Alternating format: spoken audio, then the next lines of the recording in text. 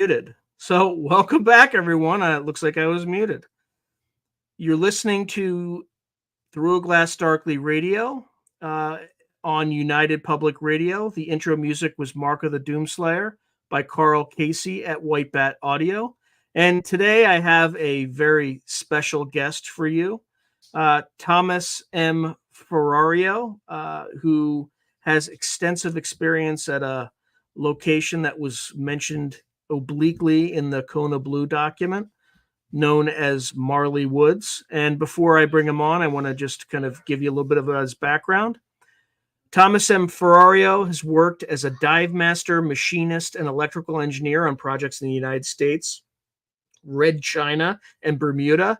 He has been an independent UFO researcher since 1969 to 1998, at which point Walt Andrus, founder of MUFON, asked him to become a section director for MUFON. Later, he would go on to be assistant state director for Missouri MUFON. He then co-founded the MUFON dive team with Debbie Ziegelmeyer. Ferrario then joined Ted Phillips as his assistant in 2006 and later became part of Ted's SIU team.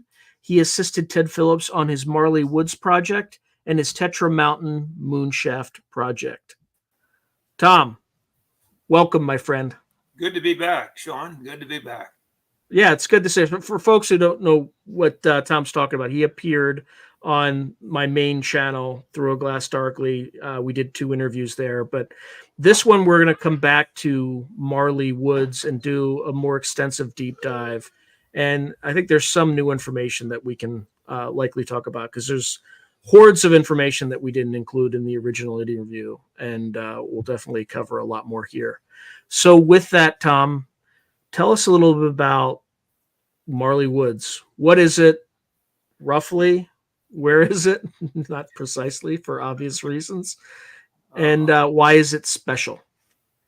I wish I could tell everyone exactly where it is, and we're not trying to build intrigue or anything like that. We owe it to the property owners and the surrounding people, over 213 witnesses in the area, that we promised them we would keep the location secret to protect them. And, quite frankly, the ranchers have their property and they like to carry on, try to like life as normal. And I will tell you that if you'd see behind the scenes on our sister, I used to call it our sister site, Skinwalker. And we did work with Robert Bigelow at one time, and his people were out with us. And but I will tell you that their problem keeping that now, the security there is just as much. It's a monumental task. So, and it's just, we owed it to the property owners, and we're dealing, Marley Woods is comprised of 2 ranches, which is Site 1 and Site 2. Site 1 is actually around 700 plus acres. Site 2 is over 1,200 acres. So you can see that's quite a bit of real estate for a team of 4 to 5 people to cover at any one time when things start popping off and activities happen. But that's basically what Marley Woods is. And I will tell you that every type of activity that you see at Skinwalker, actually we dealt with in Marley Woods and then some. So it goes into a wide spectrum of just incredible incidents and cases and cryptids and what we dealt with called the unseen force in Marley. And it goes into crop circles, agriglyphs, structured craft, classic 20, 30-foot disc, landing sites, and on tubular craft, large cylindrical, over 100-foot in length, cylindrical with rows of yellow lights. So it just, you name it, we pretty much had it in Marley. And how long have you been associated with Marley Woods, or how long have you personally been investigating it? I've been actually since about 2003 myself. Ted Phillips got involved in it, and that was my mentor, the great Ted Phillips. He was the physical trace research specialist and worked with Professor Alan Hynek back in the Blue Book days. And which I felt so lucky to, I attended some lectures at Ted Phillips, years ago. And I just so envied his work and the personality that I never in a million years dreamed I'd be working with him. And through Bruce Whitteman, first state director of the Mutual UFO Network, which was founded in Missouri, Bruce actually hooked me up with Ted. And that's how Ted was made aware of Marley Woods, through Bruce Whitteman. The property owner at Site 1 had so many over the years, high strangeness cases. He found in a phone book, actually, Mutual UFO Network, and got hold of Bruce. Bruce went out and investigated and thought it was above his capabilities. So a good friend of his was Ted Phillips, and he got Ted Phillips assigned on it. And Ted, from the very beginning, he initially wasn't too interested in it till Bruce got the property owner of Site 1 is such a wonderful man. He's a prolific writer. He takes hundreds of photos. He writes journals, the most beautiful writing you'd ever hear. And Bruce got some of the journals to Ted. And when Ted read the journals, he got out there the next day and started investigating it. And I will tell you, it became a lifelong passion. Ted virtually spent the remaining 25 years of his life devoted to Marley Woods. And we can go into some of that. And when you see what it was comprised of, you'll understand why the man devoted his remainder of his life there. But that's basically how I got into it, was with Ted Phillips. I spoke with Ted, and it was a mutual kind of I got into, I was an electrician by trade, electrical engineer at one time. And Ted asked me, he said, well, how do you think you can help me out there? And I said, well, what do you need done? And I went out there with him and ended up for the first year and a half running wires, putting security cameras and cameras on 20-foot, 30-foot windmills and rickety old windmills on buildings and in the woods. So then we got to be close friends over the years and formed a lifelong bond. And I will tell you that I wouldn't trade those years of my life for anything, working with Ted out there. Now, when you were working on kind of building windmills and stuff like that, did you dig any holes or anything like that? Because there's a whole lore around a fear of digging at Skinwalker. Is that similar? The interesting thing about Marley is that, like Skinwalker, when you dig and disturb the earth, that's what usually generates the activity, or the bad guy, we call them at Marley. And at Marley, it tended to be when we introduced something new or a stranger or individual that hadn't been out there before, is when we've seen an increase in activity, and usually bad activity, as they do in Skinwalker when they dig. So we dealt with that too. And I will tell you, to this day, that's part of the problem. And I'll just throw this out there in the beginning, that we did film out there with Ben Hansen and UFO Witness. We did enough for 3 shows. We aired the first show, which I urge everybody to see. It was Nordics in the Cube. And that was the first part of the show. We were on the second half. And we filmed enough material for 2 more shows they were going to air. Unfortunately, they went off the air. But what we filmed out there that night with Ben and Melissa Tittle was, it was all real. And I believe we actually caught a portal in the process of opening. But I urge everybody to catch that. You can see it, I think, on YouTube, or you can find it. But the reality of what we dealt with out there, and I will explain a little bit. We were due. I will Beyond Skinwalker, the show that it's after now, Skinwalker. That was actually slated to be Marley Woods' show for the first season. Now, after we filmed with Ben out at Marley Woods on Site 2, and the property owner loved the people out there we dealt when we filmed, and he wanted to do more out there, do more shows. And unfortunately, 6 weeks after we did the show, the property owner on site 2 had a stroke and passed away out there. So that was really, and the family at that point didn't want to do any more at that site, on site 2. I will tell you that the property owner on site 1 wanted to work with us, and we were slated to do the Beyond Skinwalker at Beyond on site 1. 6 weeks before we were due to start filming out there, the property owner called me up and said, "Tom, it's all off. We're not going to do anything." Now, I have my own ideas what happened, but I do believe it was a fear factor. I do believe he didn't want anybody to get hurt. And of course, the liabilities, people on the ranch, and which was a very real, possibility. But I do believe that's what, so you can imagine 6 weeks before we're due to start shooting out there, I had to contact the people at Skinwalker. And let me tell you, they weren't happy, and I understand it completely. But I don't believe at this point that we're going to be able to proceed in the near future with anything out there. So we have to deal with the film footage we have, the photos we have, documentation, Ted Phillips' work and my own, and a few other people that were out there. Like I'll mention Jacques Vallée was out there, a good friend of Ted's. He worked with Alan Hynek, and Jacques spent time with us.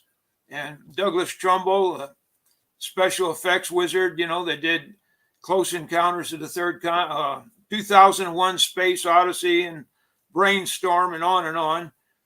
Douglas had made some groundbreaking camera equipment at the time and brought it out to work with us. So unfortunately, we're just going to have to go with what we got right now and make do with that. And I did just end up this last week. I was participant in filmed in my office here a Marley Woods angle. It's a documentary. It's going to be on the scientific aspect and truth about portals. And I feel privileged to be part of that. And I will let you know when and where that airs and when that's ready. But I do believe we put some imagery in that documentary that's groundbreaking. Images never been seen before, I will tell you, of portals, and actually all on Marley Woods site 2, what we called Portal 1, of actually structured objects coming in and out of the portal, other types of anomalies, light balls, and different things coming in and out of a portal. So I look forward very much to being able to share that with the public. Now, you have it sounds like roughly 21 years experience at Marley Woods. About how many times would you say you've been at the location? Like just roughly order of magnitude. I would say, I would say probably maybe 35 times. And sometimes it would be for a weekend, and sometimes it'd be an extended period, like maybe 2 weeks, So we've spent a lot of time, and believe me, research there. And the technology, though, I will tell you, like they use at Skinwalker, I am really envious now because we didn't have it available. But there again, Ted Phillips, being the man he was, ahead of his time, and a professional photographer, among other things, Ted was actually trying to put cameras on remote control airplanes. And he was really, he was trying to craft together his own drones. And had we had the drone technology they have now, I suspect we would have got a lot more insight and material. And maybe not. Even drones, the technology now at Skinwalker, they have a problem with. So, but you're dealing with an intelligence there that Ted, one of the things we come away with was the intelligence we dealt with there in Marley. You're never going to get ahead of. It always calls the shots and lets you know it in some pretty hazardous ways sometimes, I will tell you. But so at Skinwalker, there's something called the hitchhiker effect. Is there something similar at Marley Woods? Did you ever bring anything back with you? You know, to this day, had it not been in the last month, I would say, now Ted experienced it and spoke about it often. I always said I never had anything, but I will tell you in the last, and it's so strange because one of the things that really showed its hand, I was speaking with some people on via Skype, and I've usually got a good connection on where I am here. And I will tell you that 3 times whenever I'd speak about this and Marley and we'd get into some documentation or I'd share some things, I would lose my internet connection for a day. No reason. They check it out. There's no reason for it. And when we shot the documentary and I spoke about the portals, they had some pretty sophisticated camera equipment out here in my office, and they shot one large memory card. They put another memory card in, and it wouldn't register. They went through 5 cards that before they got another one to register, 2 of them came up not formatted, and the other, it wouldn't register at all. Brand new memory cards out of the package. And they've never had that happen before anywhere, on this equipment. And when we started getting into the portals and the intelligence, I will tell you, it was challenging to do any filming. We went through hours of work trying to get things documented. And I ended up on the end, I had some pretty sophisticated sort of trail cams that I used to take with Marley, and I actually pulled out the cards from them and formatted it and got them to them. They ended up having to use them for the remainder of the show. So it was a challenge, but I don't believe in coincidence. And I will tell you that till the last month, I didn't think I was a recipient of the hitchhiker effect, but I really believe I am now. So what kind of effects did Ted Phillips? I mean, that seems more of a trickster, annoying but not malevolent. What other sorts of effects did Ted Phillips experience? Was it kind of similar, or were there ever things like, so for instance, with Skinwalker, there have been some incidents where, people would see like a bipedal wolf-like creature kind of menacing outside windows and stuff like that. And they didn't even know that their father was an intelligence official and had been at Skinwalker, like literally just had no idea what they were seeing. And yet they experienced some of this hitchhiker effect. Is there, did Ted experience a malevolent side of this thing? Yes, we did. There were several members of us and the property owners over the years that had been injured. Now and I'll get into that, but it's very interesting you bring up the Skinwalker type cryptid, because Marley had, and this is all very close to portal area number 1, which I do believe comes into play with this whole thing when you see all the facts. But we actually had the caretaker of Site 2. There was a county road between Site 1 and 2, and the caretaker one night came home late from town, and actually he pulled in the driveway and he seen what he described as a procession going down the county road of hooded figures. Now he knew this made no sense in the area, so that sounds creepy as heck. Well, Tom.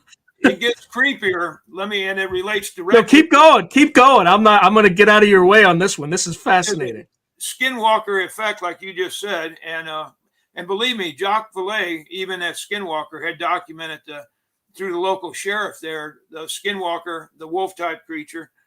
But I will tell you that the property owner, he went back to his trailer on site where he lives, got his handgun, went back down the county road, and he got behind this series of hooded figures, and he starts yelling at them, and they paid him no attention. Finally, he gets as close as he dare, and he starts yelling, and the one hooded figure on the end turns around and looks at him. And I will tell you, it was a process of Ted Phillips speaking with him for probably 2 hours, and myself a little bit, to get him. He didn't even want to speak about what he's seen. He just said, "You guys aren't going to believe me. You're going to think I'm crazy. I'm not going to." Well, in the process, we finally got his trust.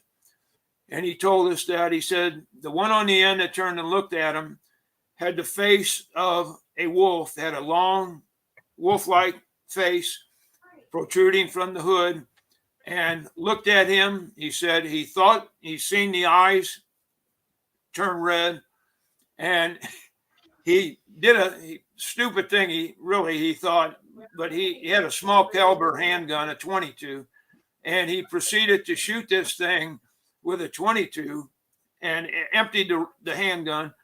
No effect on the object. And he said it turned back around away from him, and the group proceeded.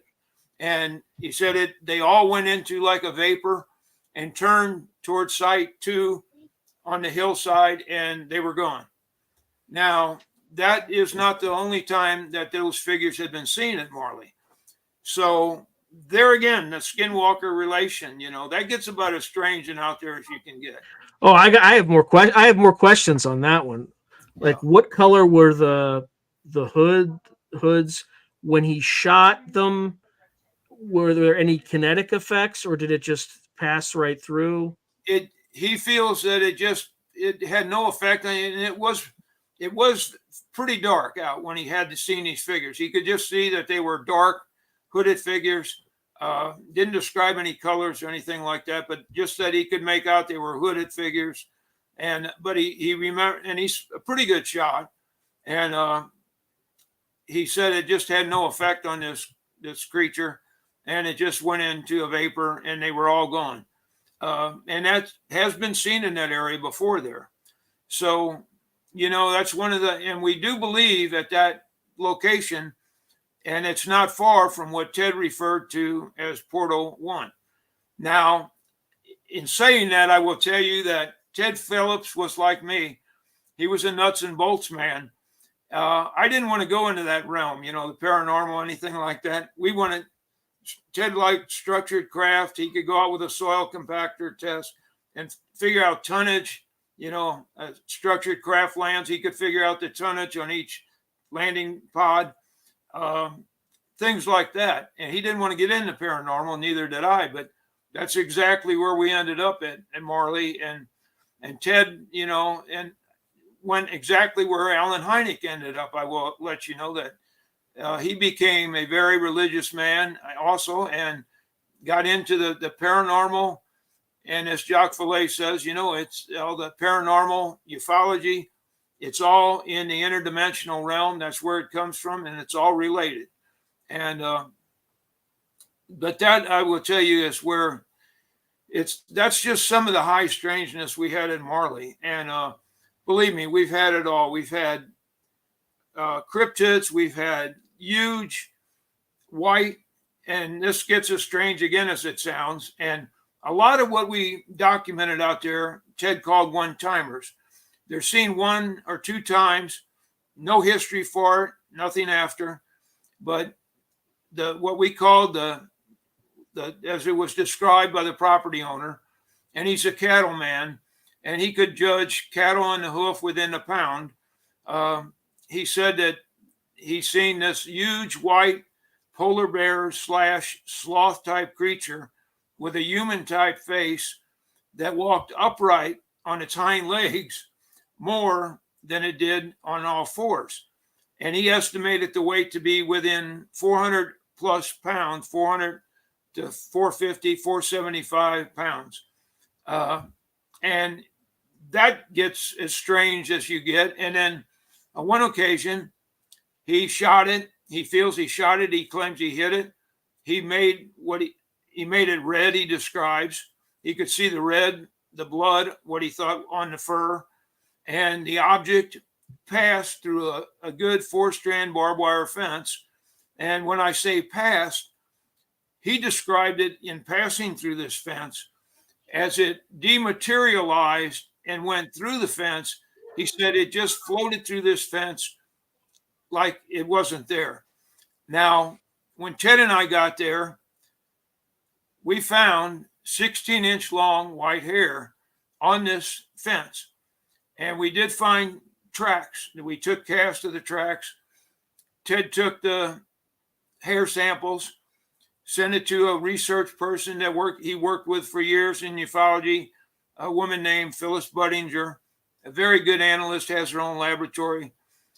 She came back, no known match on microscopy on the hairs. There were so many people interested in this, they sent it on, for DNA work.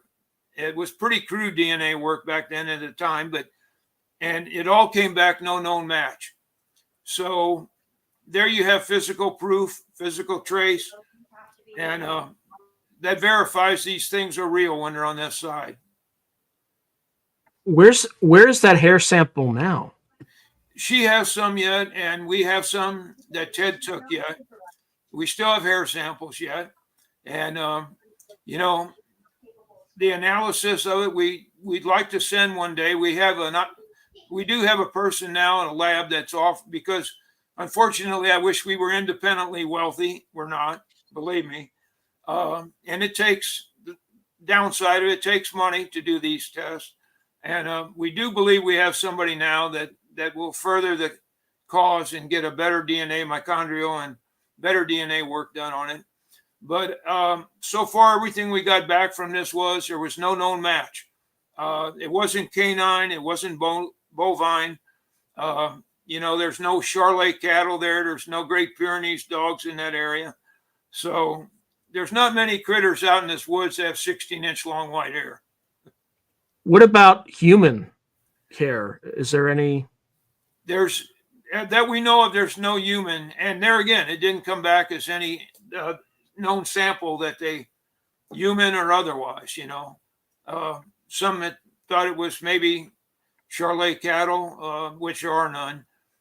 It wasn't bovine, wasn't canine, so that limits the field of what it could be. And we just truly believe we got the tracks, which we showed the tracks to different biologists and actually some conservation agents in the area. And, they couldn't come up with they look like this, they look like that, but they're kind of a combination. And the unique thing about it is this critter, as Ted called it, was seen a couple times.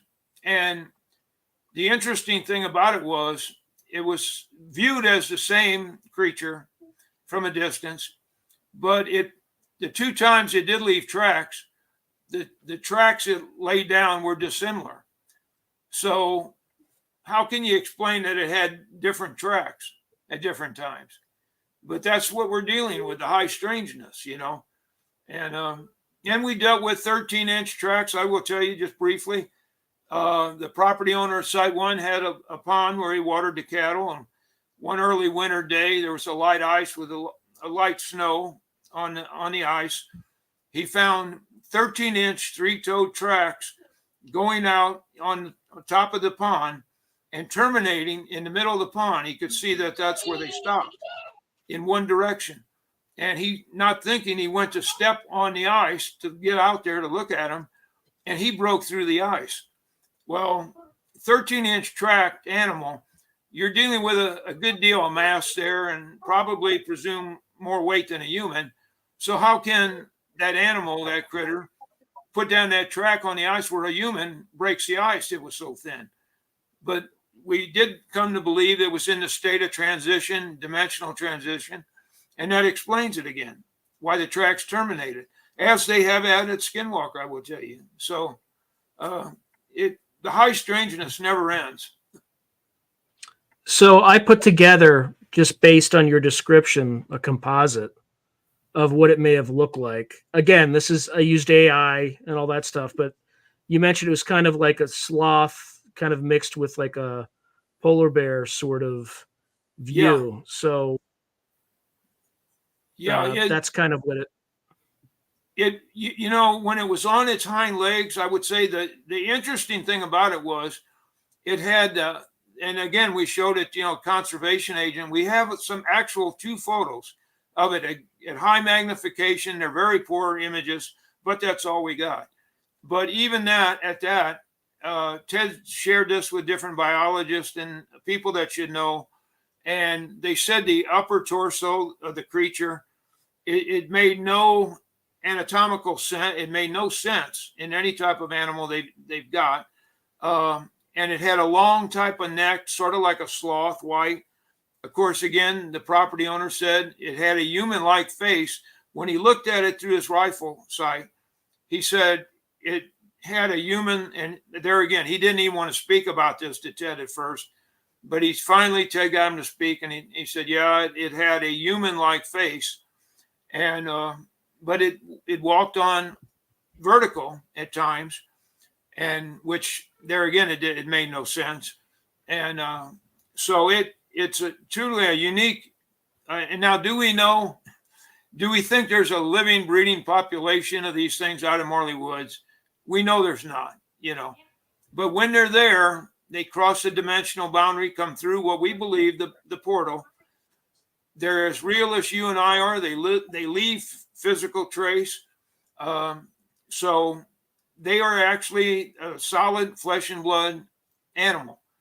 And that's, why they're here, we have no idea. As so much in Marley, we believe some of it may just be things that pass through.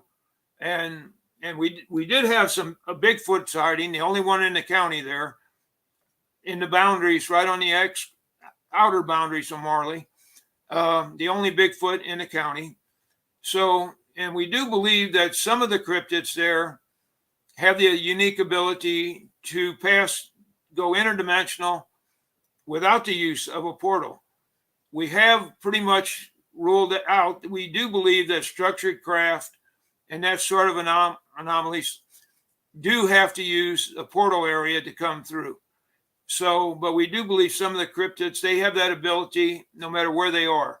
And virtually as in Bigfoot cases, that's why I really believe if you're after these things, after a Bigfoot, and it doesn't want to be caught or photographed, you're never going to, and they're the Native Americans, call them the trickster, as you said. And they said, that if they don't want to be seen, they're not going to be seen. And so you're dealing with an intelligence, a cryptid that has the ability that's always one step ahead of you, so but that's what we dealt with, some of it.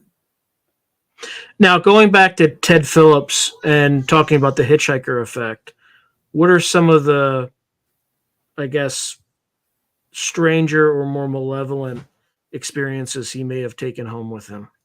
Yeah, the one thing I can directly relate to you that I was part of, and now this had happened to a certain degree with the ranchers at times, but I will tell you that Ted Phillips and myself one night, we were coming back on site 2.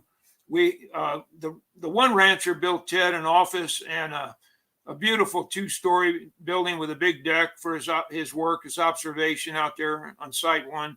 And that's where we stayed. We slept, and Ted's office was there. And that was our base camp for everybody on Ted's SIU team, which was only compromised. There were at 5 people in the team, and usually only 3 of us out there at any one time. So, but I will tell you that we were coming back from site 2, which is, as a crow flies, was probably about 2 miles away. We were on a dirt road, off a gravel road, off a county road, in the middle of 1,200 acres, gated community, gated, no way in and out of there.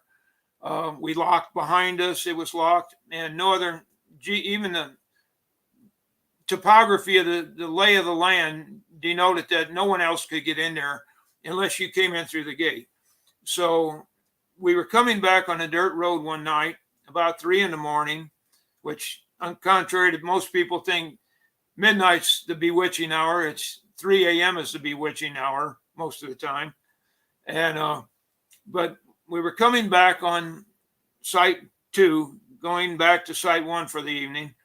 And I noticed behind me, I thought it was another vehicle coming up behind me, a bright light. And I knew that shouldn't be. And about that time, this light, intense bright white light, overtook my vehicle while we were moving yet. And I remember it illuminated the inside of the building, the vehicle, with a pure white light to the degree.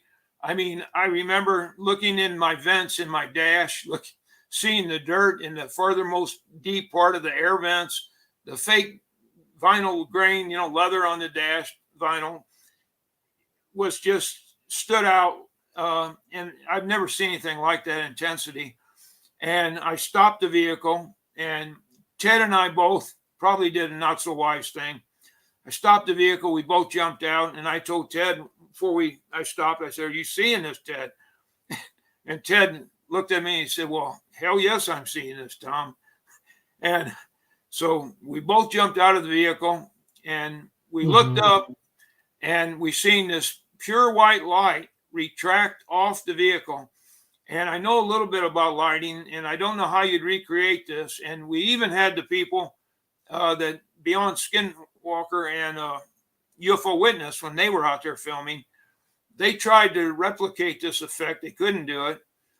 They even had a drone in the air with the brightest light they could put on this drone that could lift 200 pounds. It didn't even come close to the intensity. But when the light retracted, it had a definite white solid cut off end. You could see the bottom of the light retracting. Now, I don't know how you'd recreate that effect, but we both seen this light retract into a pinpoint, and as Ted described it, was like a reflex shutter or old type camera twisting reflex action into a pinpoint, and it was gone. Now, we seen no structured craft, nothing. We just seen the light retract, smaller, gone. Now, we got back to site one where we stayed. I stopped the vehicle. We parked for the night, and Ted got out. He was a professional cameraman at one point. Ted got out. He took care of his camera equipment meticulously, I will tell you. He got out of my vehicle, and I seen him drop his camera equipment, and I knew that was wrong. And he went over and leaned against the building, and at that point, I could see he got sick. He vomited, actually. I was concerned maybe he had a stroke or something was going on. So I got over there, and I asked Ted, I said, "Ted, are you okay?" And he said, "Well, I don't know, Tom." So I went up, got some water for him, came down with water. And he stood there while he drank some water and felt a little better. He went up, went to bed that night, and I thought I was lucky at that point. That hadn't happened to me. Now, in hindsight, I wish that would have happened to me, because we were there another 3 days and we went home. And when I got home the next morning after I was home, I felt an intense on my whole scalp. It felt like sunburn or burning. It was just, I couldn't even touch my hair. It hurt, and it got hurting so bad. I went to my local doctor, and he actually put me on opiates for the pain. And they did a shingles test. He thought maybe it was shingles. It wasn't shingles. And finally, it went away. And had that been the extent of it, I would have been happy. But then over the next, probably, I'd say 3-4 weeks, I started having vision problems. So I went later on to my local optometrist, and he said, "Well, Tommy said, you have something called macular cyst." Now, cataracts is one thing, but macular cyst is like 8 times more dangerous. They laser this out. It's like an internal cataracts that they have to laser out so you can see again. And sometimes you can have bad effects, lose vision, or you can have good effect. Fortunately, I went to the St. Louis, Missouri, and had macular cyst lasered out. And cataracts I had, as in the process of that, I had to have removed. And I asked, my optometrist, what causes this? And they said, well, and at the time I wasn't that old. And they said, well, usually something we see in age, Tom, we really don't know what causes it. So that didn't give me any answers. So I went into St. Louis, had this removed, lasered out. And it took me 3 different visits to have they put a large bubble on your eye, to protect the eye when you have this. And on the last visit, when they took this off and checked my eye, there was a young eye doctor there, and I'm so thankful. I just asked him in passing. I said, I wish I could find out, what causes this macular cyst at my age and that. And he said, well, we've never seen that in somebody, your age. But he said, the only time I've ever seen this in anybody younger or your age was we had a couple cell tower workers, and the one tower guy was on the cell tower, and he was up there working, and they fired up this thing. They forgot about him. And he actually ended up with vision problems, and the microwave energy actually created the macular cyst and cataract, because it just so happens your eyes are the most sensitive part of your body to microwave energy spectrum. So that was and the interesting thing about that was working with Ted Phillips and Jacques Vallée and others out there, and Marley and Stanton T. Freeman, the nuclear physicist. A lot of people don't remember Stan now, but a lot of them do. He was out there. He worked at times with Ted. He was a great friend of Ted. They all nailed down that microwave energy was the bad guy, the culprit that did the most harm with people. And as they are finding out at Skinwalker, I don't have to tell you, they deal with microwave energy all the time out there. So when I brought this back to Ted, it was a part of the research that and I will tell Ted he liked the scientific method. If Ted couldn't prove things 3 different ways, he didn't speak about it. So we were getting the documentation that we were all exposed to microwave energy out there, and it could be very detrimental. It could harm people. We believe it harmed animals. Some cases, I mean, it went beyond cattle mutilation, believe me. But we did come away. I came away with that, and then sharing that with the property owners later on. Some of them had experienced the same scalp issues that I had.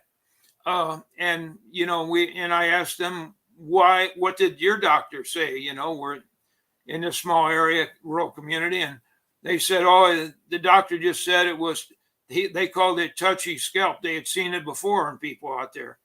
So, but that's just some of the high strangeness that we dealt with. And yeah, it can do bad things to people, Yeah, it sounds a lot like radiation sickness.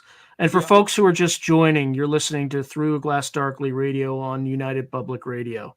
And we're talking to Tom Ferrario right now about a place called Marley Woods. Okay, so what other instances of high strangeness did you experience while you were there, or did others experience?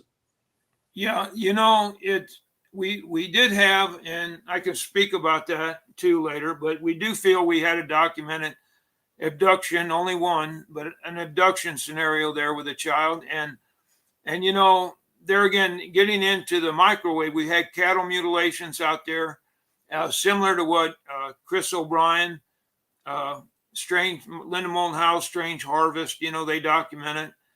And but we had cattle mutilations over the years out there.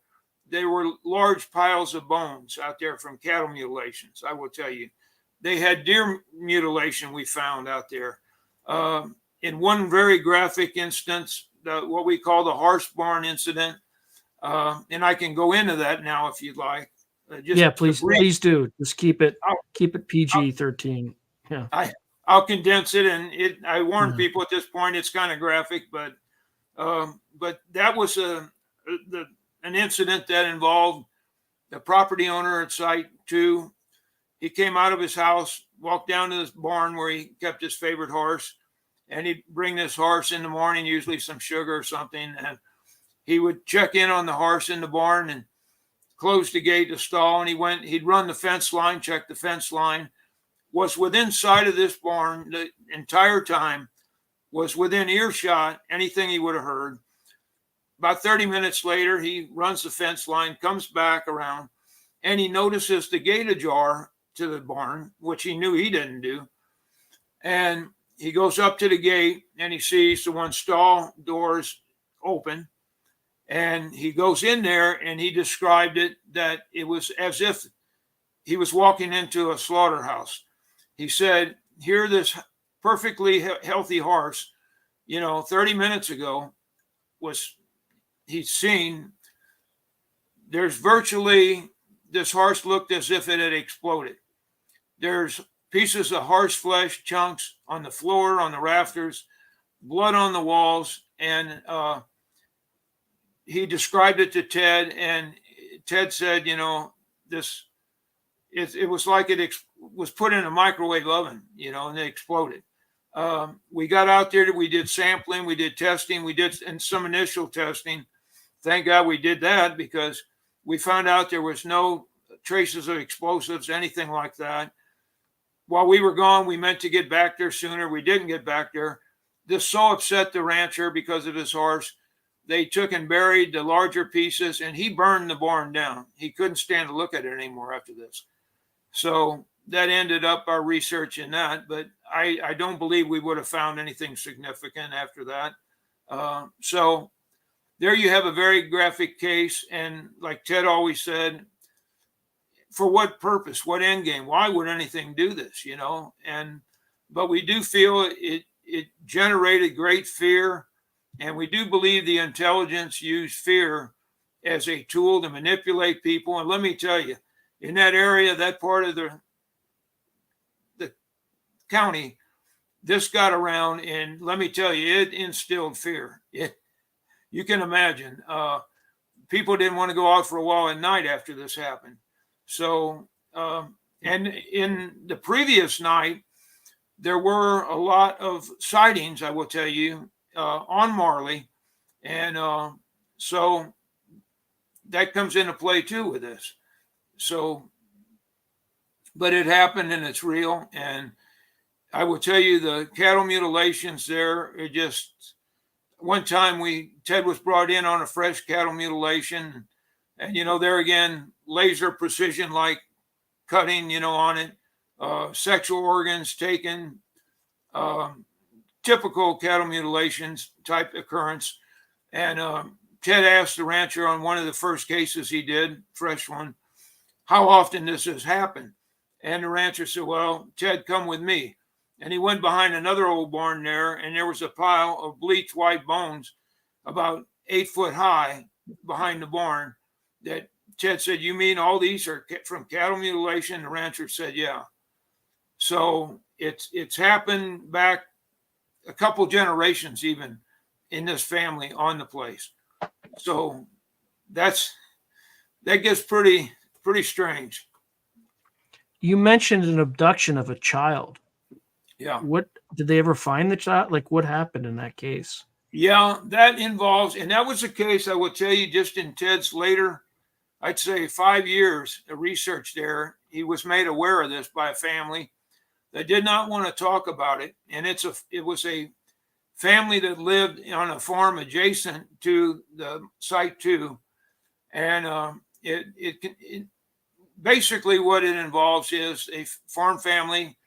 They had a special needs child, and they had a habit on a Sunday morning, they'd fix the child his favorite breakfast. The child came down for breakfast, and the child they couldn't keep shoes on the kid, even in the wintertime. And the special needs child came down for breakfast. They didn't quite have the pancakes was the kid's favorite meal. The kid had a habit, he'd run outside while breakfast was being prepared. He goes out the front door. They heard the door close, and there was a light snow again on the ground. They yell for the kid to come in. The breakfast was ready. They waited. The kid never showed up. They go out the front door, and in the light snow, they actually seen the child's footprints, barefoot prints in the snow. Mm-hmm. Go down the sidewalk, and there again, terminate, just end. No turning around, no coming back. Just the footprints just stopped, and like he was lifted up and gone. So they couldn't find the child. They called in the local sheriff's department. They did have a pond behind the house. They thought some way, somehow, maybe this child got in the pond. The sheriff's department came out. They dragged the pond. They never found anything. It went on. The family was heartbroken over this child. This was like 7 days later. The family sitting at the kitchen table. They hear the door close in the front of the house. The child comes running in and asks where his breakfast is. In this child's mind, no time has passed since he went out in the front and come back, when in the reality there'd been 7 days pass. Now, where was this child in the winter overnight? He had no hypothermia, no frostbite, no signs of wear. So was he wearing the same clothing? Yeah. So, did this child enter a portal that is fairly close to this? Was he abducted? Unfortunately, a child being the nature, he couldn't explain anything or say any more than what he had. No knowledge of what happened to him or anything. In his time frame, it'd probably been maybe like 10 minutes past, when in reality it was 7 days past. So that is the only known abduction that we know of at Marley Woods. And it doesn't get any stranger than that, At least it ended well. At least it had a happy ending. It did. He found his way back somehow. And, it just, so, how do you explain that? It's just. Yeah, I mean, it's absolutely bizarre. Yeah. Was there any involvement from the intelligence community in investigating Marley Woods? There only one time that we know of, we were connected, and I will tell you that was actually in conjunction with some of the people we had out there. That was just them following up, making sure the people, the caliber people they were, that had worked with the government, that they were actually just looking into the betterment, that these people were okay and there was no problem with them. But they were virtually there just to oversee the well-being of some of the people that worked with us. But as far as being out there, Men in Black type of scenario or anything like that, we really never seen over the years any government involvement in any way. But I will tell you that I truly believe that even back when we filmed with Ben Hansen, which was the last time we really researched anything out there, was when Ben was out. I had a meter. I felt I owed it to whoever I took out there. I wanted to safeguard against microwave radiation, and I had bought a piece of equipment pretty much just geared to the microwave spectrum. And it had a visual cue, a green, yellow, the red cue, and an audible cue. And 3 times at like 2 a.m., 3 a.m. in the morning, out in the middle of nowhere, no power lines, this thing clocked off, went into green, yellow, red, and did that 3 times. The duration of it was very short, thank God. But I do believe it was the intelligence out there just letting me know it was still there, what it was capable of. And because there was no natural source of that type of radiation or artificial source in that area, except the portal area and the intelligence that is out there. And Ben Hansen had a piece of equipment that he had that it did strange things. I mean, this thing usually picked up, background radiation and natural, and all his meters, especially one in particular, he thought the batteries went dead. It went down to 0. There was no reading on anything, any spectrum, which is unnatural. And finally it came back up, was working. And that's all documented in the show. But I will tell you that it's just, it's always one step ahead of you. And no matter what you do, it will be there. And then unfortunately, like I spoke of, when we got done filming there that night, it was like close to 5 a.m. in the morning. Everybody left the last night. And I went up to the old cabin where we worked out on site 2. and everybody had their meals and water and that sort of thing. And I went up there. I wanted to make sure the property owner. I checked, made sure the lights were off, water was off, and doors were locked. Everything was buttoned up. I left. Like I said, 6 weeks later, when the family let me know that the property owner had had a stroke out there and passed away, we spoke a little bit, and I wish to this day I would have spoke with the property owner. That next day would have called him, but I didn't. And the family didn't inform me that, well, he was a little bit disappointed in you, Tom. And I said, oh, why do you say that? And they said, well, when he went out the next morning, he said he noticed on the old cabin, he thought it was very unlike you that you would leave. He said that all the doors were unlocked and the lights were on, and he said the water was running in the sink. Now, I truly believe that that was a sign to me that it was very much out there, and this was aimed at letting me know who had the upper hand no matter what.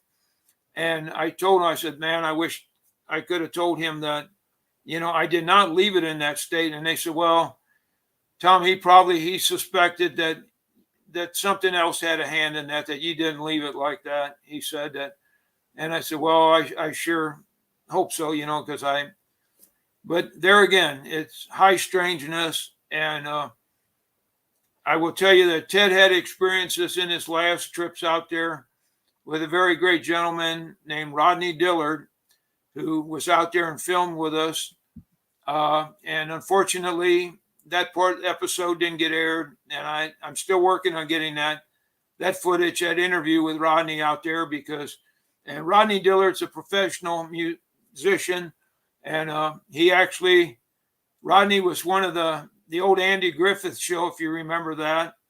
And one couple episodes, they had a group called the Darlings out there on that show, which was a country music group. And Rodney, his family, his brothers actually played the Darlings, and they're professional musicians. But Rodney worked out in Branson, Missouri, where Ted lived.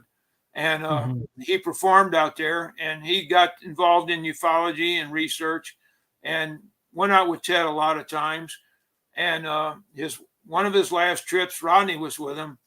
And Ted was he described that one night Ted was actually approached by what Rodney said was a mist formed in the one field, and a being looked like a being, pure white light being made out of white light, actually formed out of a mist. And there again, passed through a barbed wire fence and approached Ted as if it was going to communicate with Ted.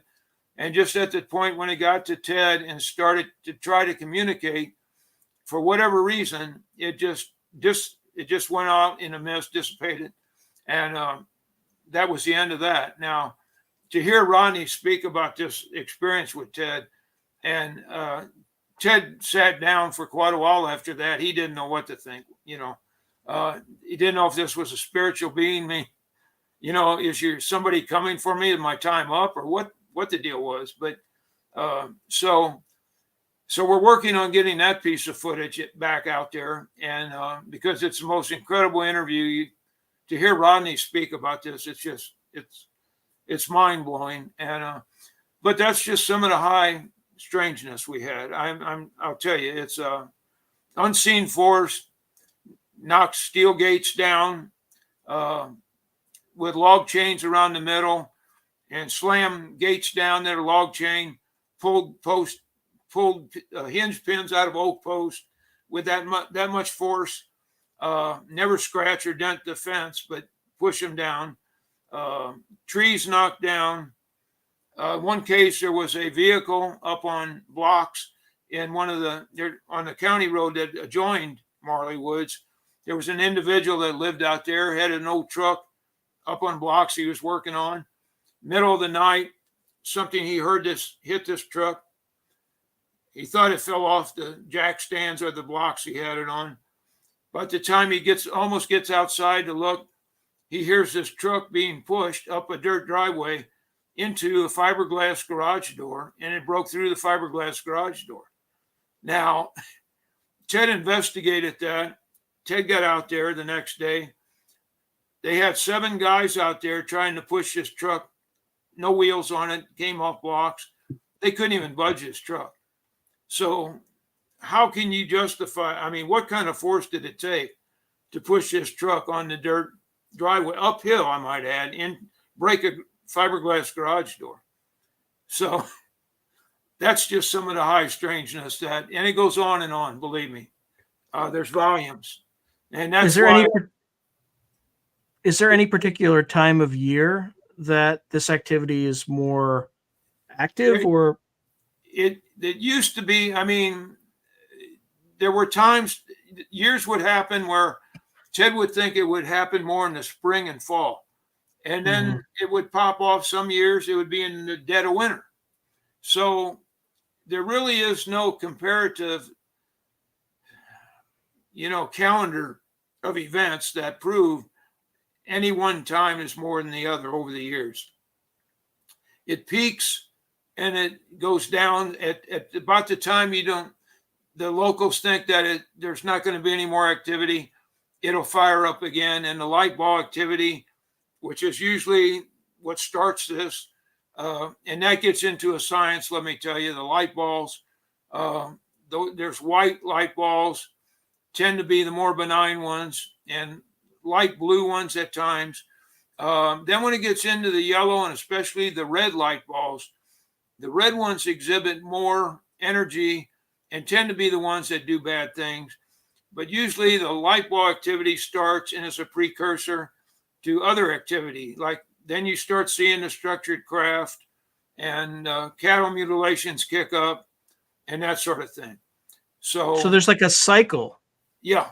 It usually what starts the cycle is the light ball activity, but then we have year round. There's what they call the mystery lights, which on site 1 it tends to be in the northern sky, almost like clockwork. It varies from a couple minutes to could be a couple hours at night, but usually every night you'll see it. And it's been researched. Ted did research. It's not an aircraft. It's not a local, because of the lay of the land. There's no highways. It can't be a car. No reflections or any astronomical bodies or anything.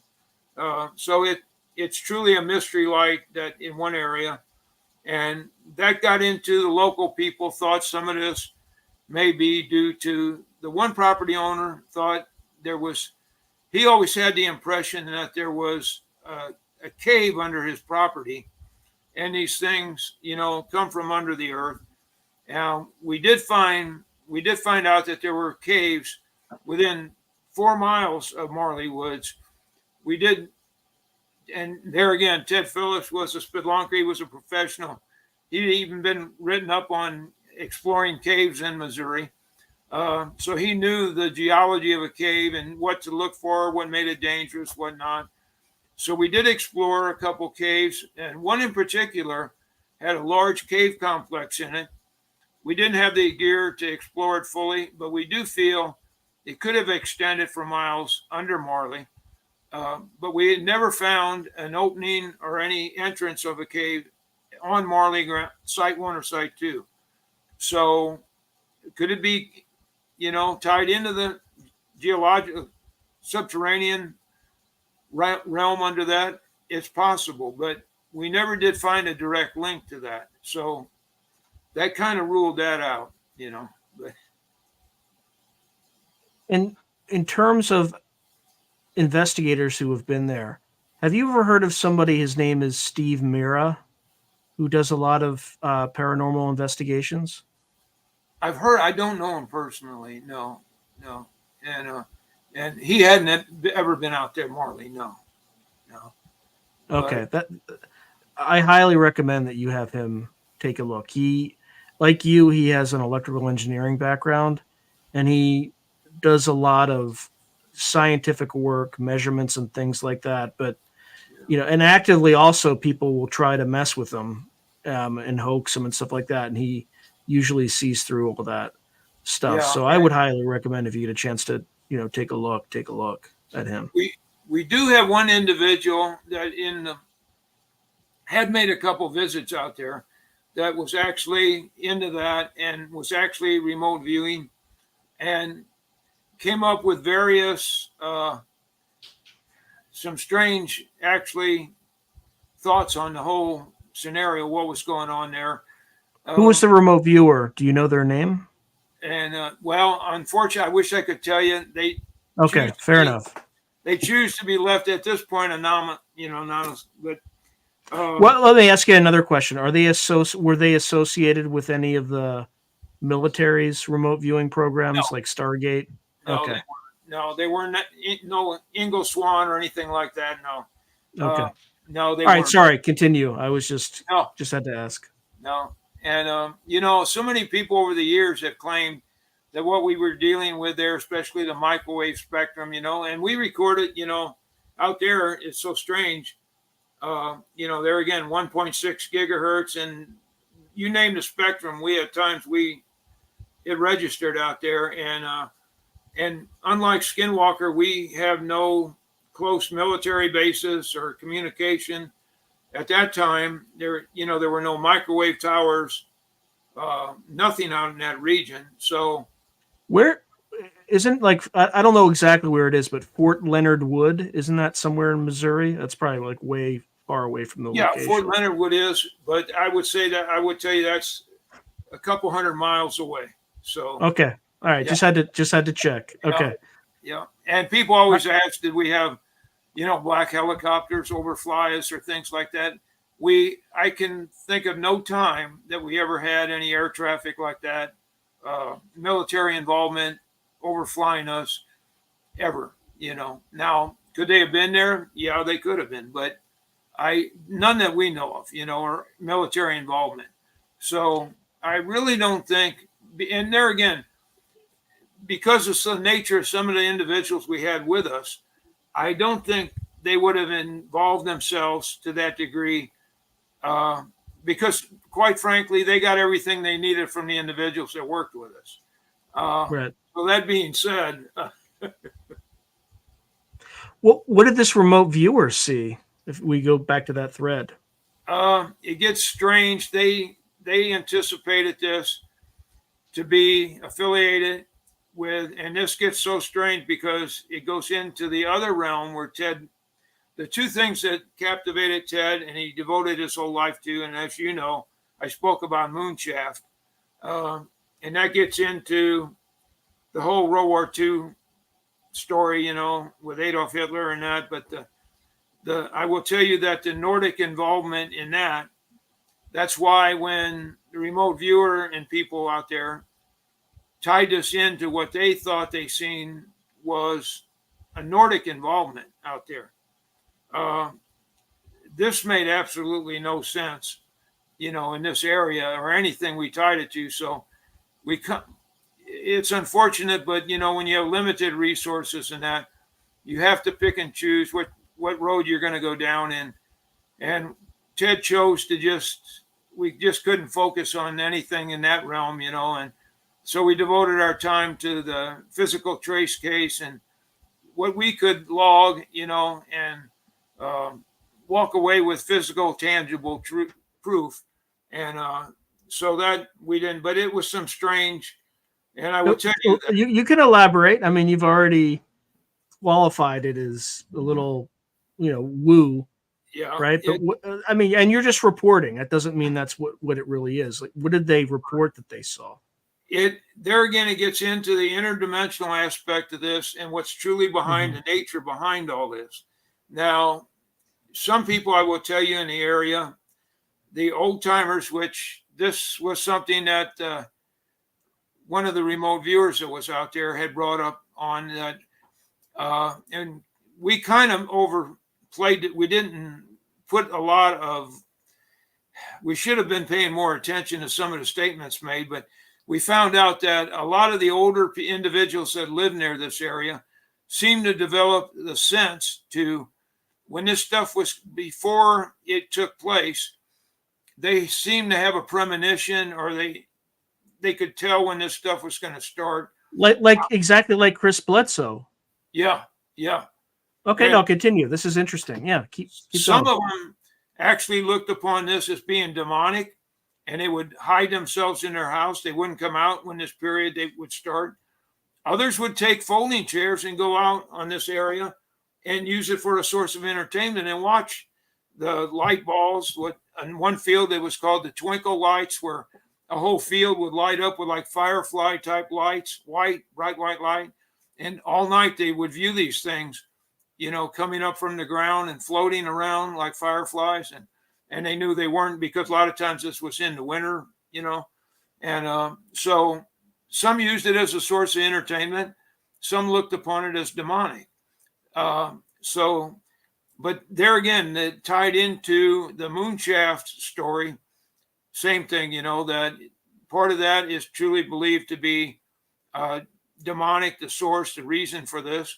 And that's what some of the people alluded to, that this is not good. And so that being said, it was just, and we did come away with one commonality, that everybody that was out there felt that there was always a great deal of fear generated, and fear was used as a tool to manipulate people and control people out there. And believe me, it's a very useful tool. So, do you think the unseen entity that was there was feeding on fear in some sense?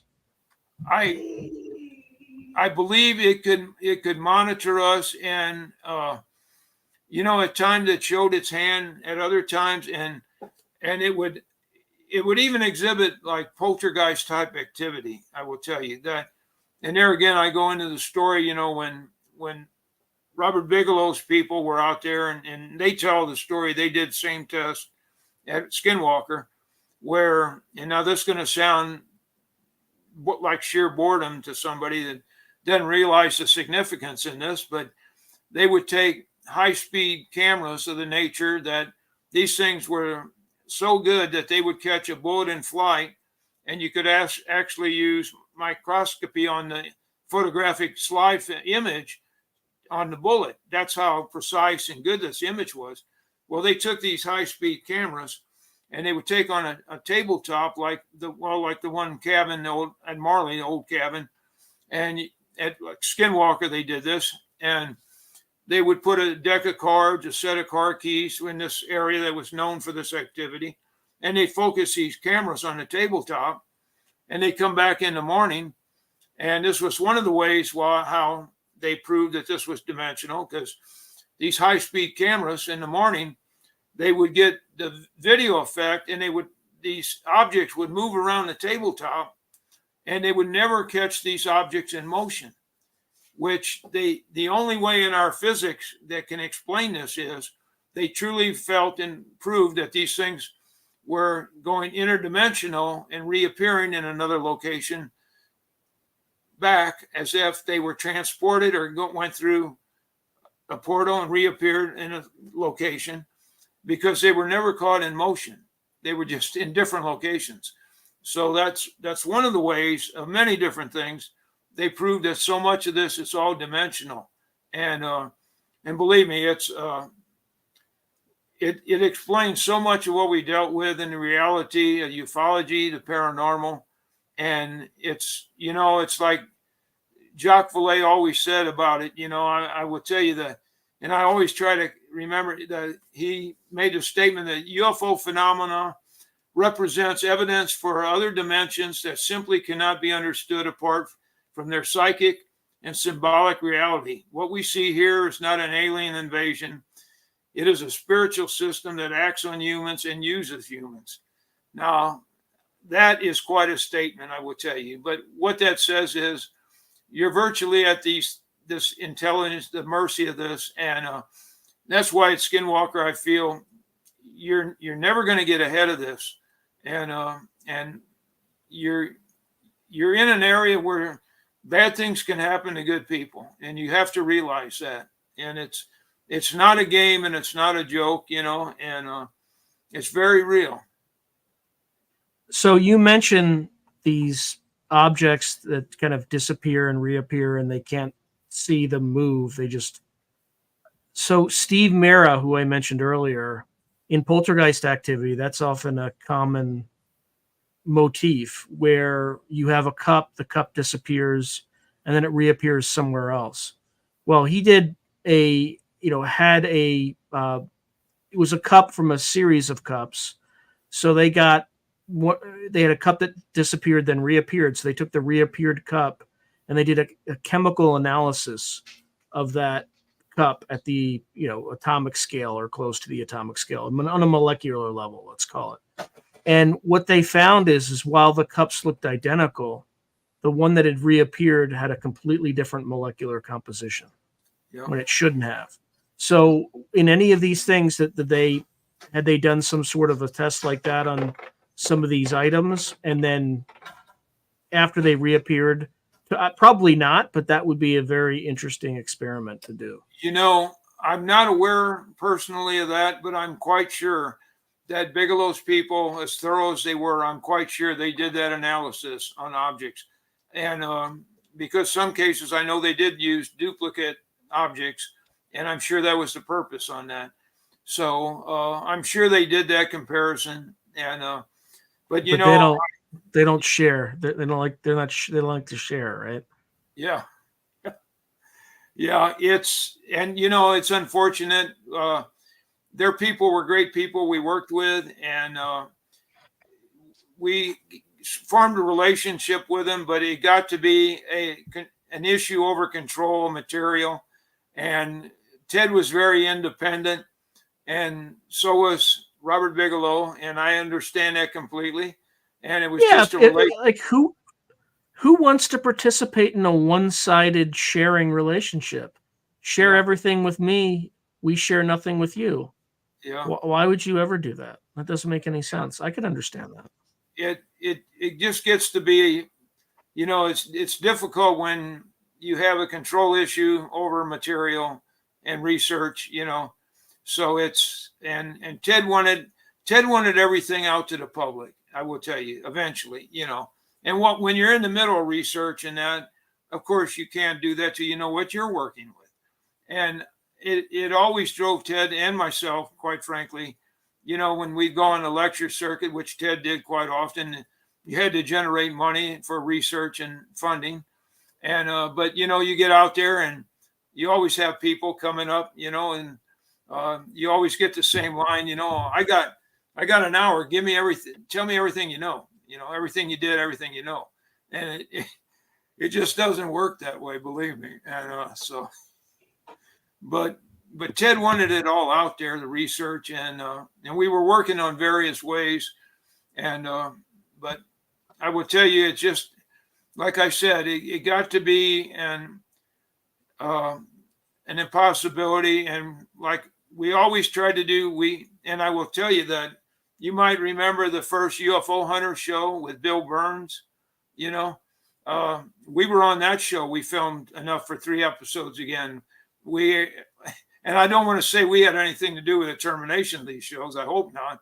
But we aired one of our shows that we did with Ted and UFO Hunters, and they were great to work with too. But there again, the show terminated. 2 of our shows never made it to the air. So, it seems like there's some hidden force that consistently prevents the story from, at least the documentation of the story, from getting out. Oh yeah, right. Yeah, and we dealt with so much of that. I will tell you, over the years, just fighting for funds and trying to get it. And Ted he wanted when we were working. The main goal when we were working with the Bigelow people were Ted always wanted a round-the-clock presence in Marley, that we'd always have it manned by at least 2 people at that facility. And unfortunately, we all, none of us were independently wealthy. We all had to have a day job, and unfortunately, that takes your time away from it. And we were looking forward to that relationship with them, but it never worked out. So, but yes, in terms of harm, so you talked about deer mutilations and cattle mutilations. Have there ever been any instances of human mutilations or humans effectively killed by this phenomena? No, there never has been in Marley, other than our own injuries and injuries due to what we felt was the microwave spectrum, microwave energy. No one was ever, individuals were ever killed or harmed to that degree. Or, like I said, missing, just the one child, and that turned out good for the better. But there has been no really issues of that. And I truly believe that people have asked me, do I feel that the property owner at site two that had a stroke on the property and passed away out there, if I felt anything injured him or in any way contributed to that, I really don't. He was a gentleman in his upper 80s and he was in relatively good health, but I think it wasn't anything. He did have a few issues, health issues, and I really don't believe that was a result of anything nefarious or, so it just is unfortunate it happened, but people have been injured out there. And of course, lucky or unluckily, it just always concerned animals, that were injured to the degree that mutilations and that sort of thing. And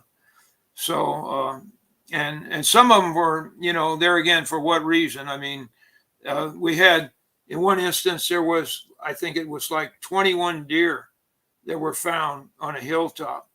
And the way they were found was a unique story. A lineman was up on a pole and happened to see something in the field and went over to this field, and there were 20, I think it was like 21 deer that were down in the field. And they called the county agent out, and they determined, the veterinarian looked at them and they determined that it wasn't lightning.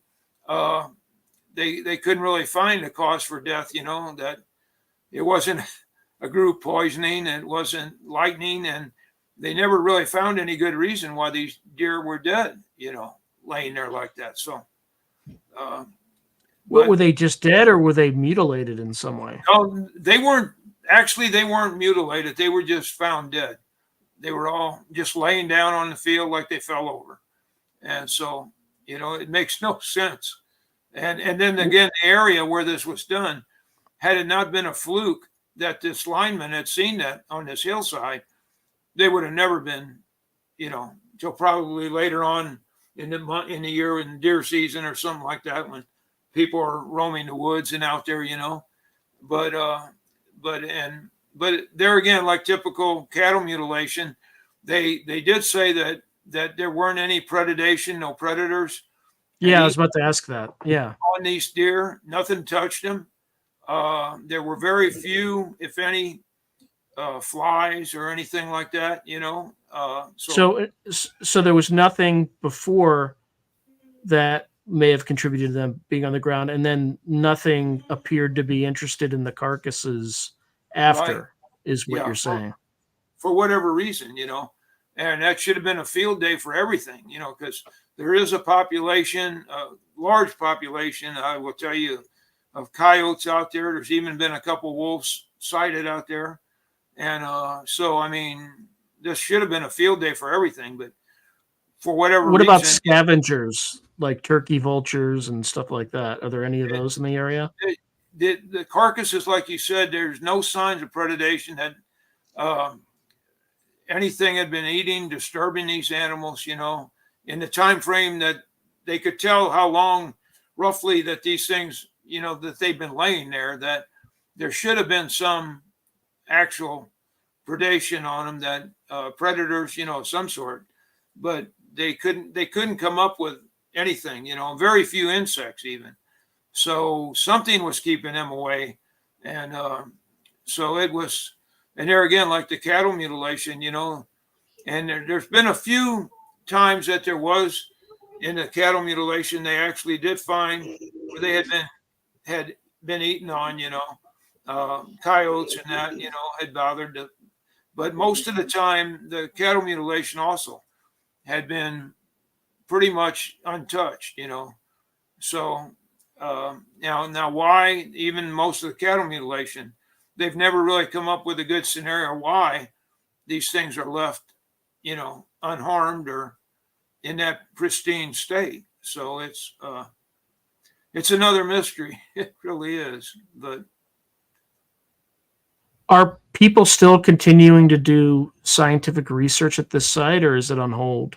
it's on hold pretty much right now. Like I said, that pretty much the only one that has permission is to be out there anymore, and by the rancher on site one is myself and members of the old team that have been out there before, and they strictly forbidden us, which is sad, to bring anyone with us, anybody out there. I will tell you, there's been a few instances where people thought they found it. A couple cases, people did. One of the property owner on site two's family is actually involved in the law in that area. So the sheriff's department has actually picked up people a couple times and let them know, if they come back out, they'll be prosecuted. And really, like I say, respect these people's wishes, their property. And quite frankly, if you don't know the lay of the land, you're dealing with a large part of real estate that if you don't know where the hot spots are, where this stuff takes place, you're just going to wander around and you're probably not going to see or, be in the right area. So it just makes no sense to try to get out there and see anything. You're probably not going to. So I just, respect the people's rights. And, but it is an incredible place, and we so like to get back there. And believe me, I have the people beyond Skinwalker call, they text me all the time. If as situation change, we can get out and do anything. And, I'd love to say yes. But it just, at this point, it's just locked down, and that's for the foreseeable future. I think it's going to be that way. But it's unfortunate, but I will tell you the other aspect of this is that I have a good friend, which Debbie Ziegelmeyer, which you mentioned in the beginning. We formed the MUFON dive team years ago, and she's a state director for MUFON now in Missouri and on the board of directors of MUFON. And Debbie keeps me informed. I'm no longer involved in MUFON because I just don't have the time or resources, to be honest with you. And but she keeps me informed now in Missouri that there's more and more high strangeness cases and that are approaching Marley Woods and Skinwalker in Missouri even. And believe me, when I was assisting Bruce Whitteman as assistant state director, that was not the case. There was no place that would approach the strangeness of Marley Woods or Skinwalker. And she's informing me now there's more and more places in Missouri even. I do believe the dimensional boundaries, and that all goes in, I believe, the time we're living in now, but I do believe the dimensional boundaries are weakening, and you're seeing more and more of this all over. And I think you're going to see a lot more of it. And I believe that's what's going to lead into an event that's going to come down and happen, and which I've called the false flag scenario, which was something I picked up on through my mentors. That's going to happen. And but the high strangeness is starting to increase in various places. And for what reason, I don't know. But I have an idea myself what it's going to happen. But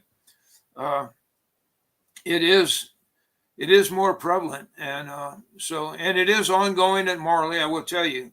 The property owner, once in a great while now, they'll contact me and they'll start telling me, like the old days, you should have been there, Tom, this and that happened and that. And I'll go into a little bit of detail, asking for detail and what's going on.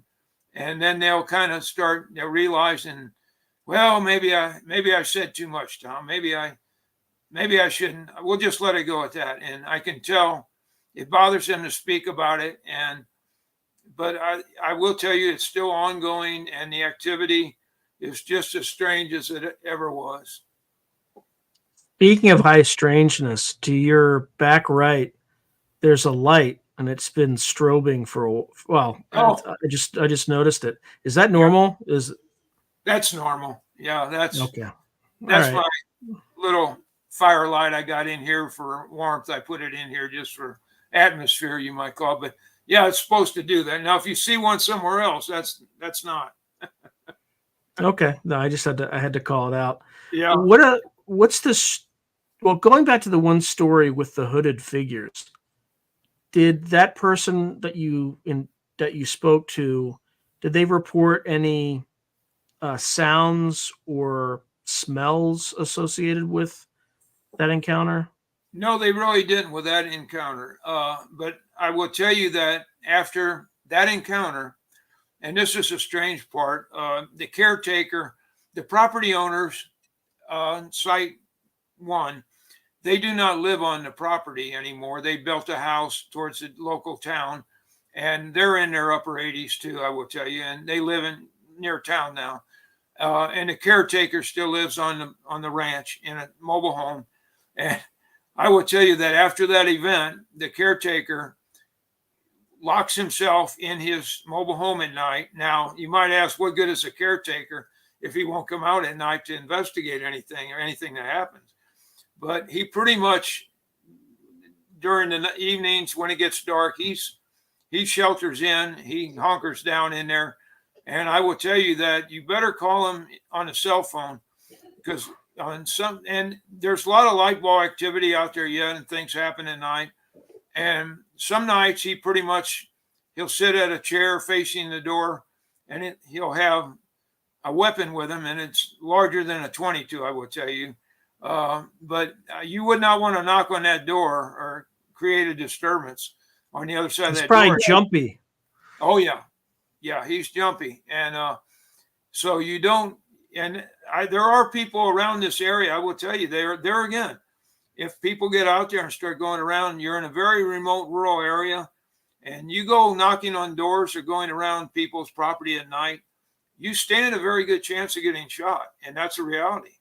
So, it's just not worth it to do that. So, but I will tell you that near this gentleman's mobile home out there for years, we had our office up on the second floor of this, and this will date me and the project when we started, but we had VHS cameras, and lights, and on between the windmill and the building, one night there was an individual out there, a friend of the property owner, that had a brand new Cadillac, and the Cadillac was parked down by the office building where we were.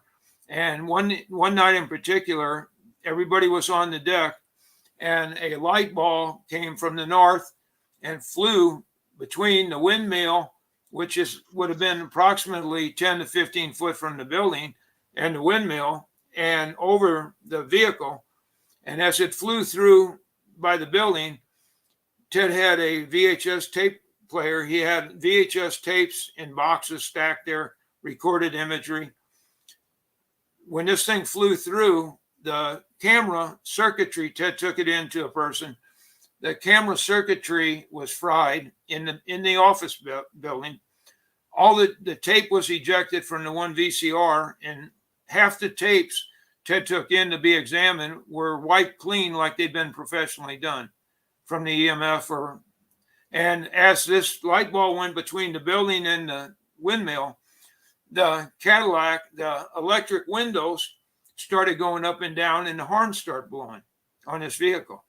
And just a sort of close encounters type activity, But this was documented. There were several people. The property owner had friends, and the property owner used to have friends out on the deck on weekends sometimes to view some of this stuff. And but there again, this thing, light ball went between the building and the windmill and did physical damage, burned out circuitry and a camera. And we always dealt out there like they do at Skinwalker. We'd go out with 1 or 2 battery packs. Usually one would go dead. Then we'd go out with 3 or 4.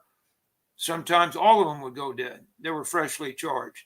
And we made sure they were charged, because one thing you didn't want to do, if you went out with Ted Phillips, you didn't want to hand him a dead battery pack that hadn't been recharged. So we made sure that was always, but there again, so often happens, battery packs would go dead. Cameras would go dead. Night vision optics sometimes would be damaged. And when we were out with Ben Hansen, he had state-of-the-art thermal imaging equipment that was where we caught what we thought was a light ball. It turned in, it could have been a start of a portal opening up in that area. And he had his ground people go after it. Even some of the film crew he had on radio go after this object, and it went in through the timber and it was gone. And there again, they had all kind of detectors out there, that night that went off. And so they documented a lot that night. And I know it was pretty upsetting, even with Ben and Melissa Tittle, when they were coming on the property that night. She had a new watch she was proud of, and it wasn't a cheap wristwatch, I will say. And she told Ben they synchronized their watches all the time, and her brand new watch, the minute she got on our property out there, had locked, it went dead. So that was her introduction to Marley Woods. What other strange events, have happened there that you haven't discussed so far? Well, I will tell you one of the strangest one in the latter years. This was after Ted was gone. I got a call from the one property owner on site too. And he actually sent me some imagery, and they're very crude, but he had a woman veterinarian out working cattle, and she was out in an open field, and the afternoon came and he went out there. He was going to bring her lunch, and he went out there and he sees the woman veterinarian, tearing across the field in her pickup truck, and couldn't figure out what was going on. And he waited for her to come back, and she came back, and she claimed that, and this is a veterinarian that knows any type of animal or anything in the area. She claimed while she was working some cattle that she heard something like the sound of rushing wind. And she said what flew over her, and she didn't even want to speak about it again, fearing ridicule. And she finally described she's seen two flying, huge, like serpent creatures fly over her that gave her the impression they were like a prehistoric animal, something of that nature. But the thing that was really strange about them was she described them as looking metallic, like they were almost made out of metal. Now this makes absolutely no sense. She did have a cell phone with her. She tried taking a few images. They're very poor. You can't make out much of anything. She actually went back on her days off with a better camera, her 35 millimeter camera, with the hopes of actually getting a better imagery of these things that they come back. Never experienced them again. And there again, as Ted said, the one-time effect, one-timers. Nobody had ever seen that in this area. She never did see it again. So how do you explain this one-time event, flying over a veterinarian, winged serpent-like creatures that look metallic, that were huge? So it's just the high strangeness goes on. And I will tell you that the property owner on site one is a prolific writer. He has journals of events he's kept over the years. And the property owner on site two, the property goes back probably in his family 175 years of generations. And his wife, he married, the adjoining property, that probably goes back another 100 years. So, I mean, it's all several generations that this has happened to. And for whatever reason, we tried to go in, and there is no Native American presence there now. So we really couldn't tie into that. We're sure that they probably experienced things. The Osage Indians would have been that Native American in that area. But unfortunately, there is no more representation of that there now. But there are Indian artifacts we just found in the last 10 years there. We didn't think there were any, but we found now in a spring that's on the property, we did find a lot of Indian artifacts now on that area. So but we feel quite sure that it probably went back into the Native American history there, and that it's always been a part of that area. And geographically, you know, and Ted studied the topography, anything that would set this area out of the norm, then a farm 10 miles down the road or a mile down the road, you know, and it drove him crazy. He could never come up with anything that set this property apart from any other piece of land.